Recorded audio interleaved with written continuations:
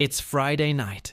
You finish a long week, you sit down on the couch, and you open Netflix, ready to relax. You scroll, and you scroll. You browse through Top 10, new releases, because you watched. You look at trailers, you read descriptions.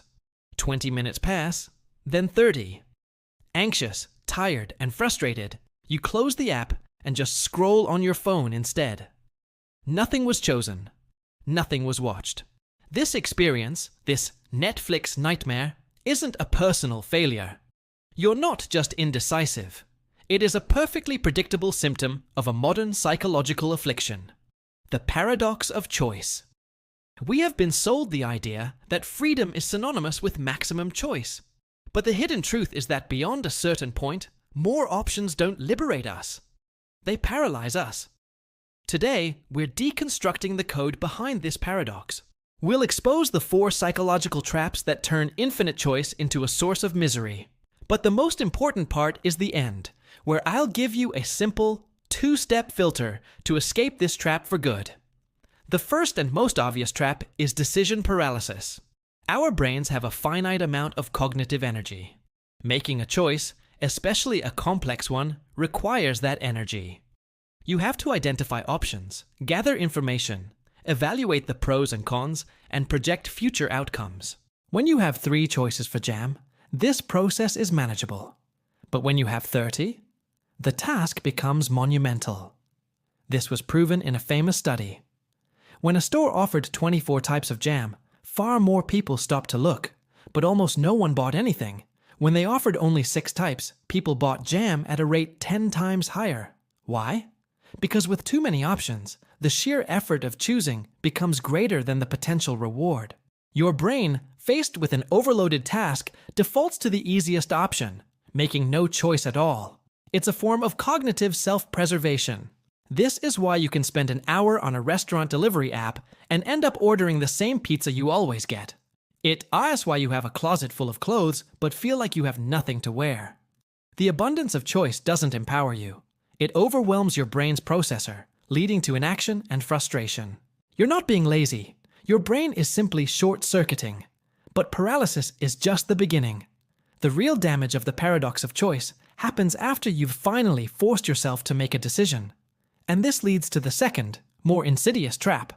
When you have very few choices, your expectations are modest. If you go to a small-town diner with 2 items on the menu, you just hope the food is decent.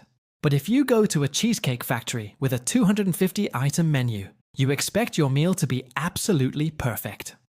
The second trap is that more options automatically escalate our expectations.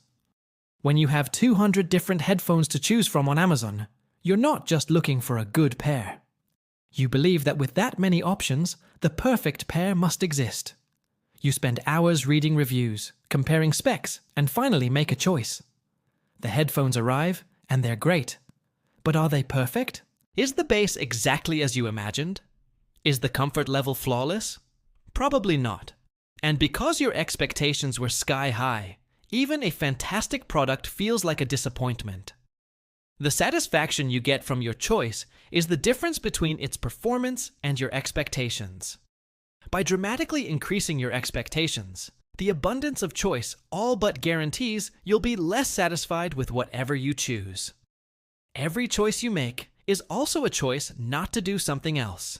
The benefits of the options you didn't choose are known as opportunity costs. When you have only 2 options, the opportunity cost is small and easy to ignore. But when you choose 1 option out of 50, you are actively rejecting 49 other possibilities. This is the third trap. Excessive choice makes opportunity costs feel overwhelming, which fuels regret. You finally pick a vacation spot in Italy. But your brain cannot help but think about the potential fun you could have had at the other destinations you researched in Greece, Spain, or Portugal. The features of the unchosen options haunt your decision. This ghost of what if subtracts from the pleasure of what you actually chose. You're physically on a beach in Italy, but your mind is mentally comparing it to a hypothetical, idealized version of a beach in Greece. This constant comparison makes it impossible to fully enjoy your reality. You're so busy worrying if you made the best choice that you can't appreciate the good choice you actually made. The more options you have, the more certain it is that you'll feel like you missed out on something.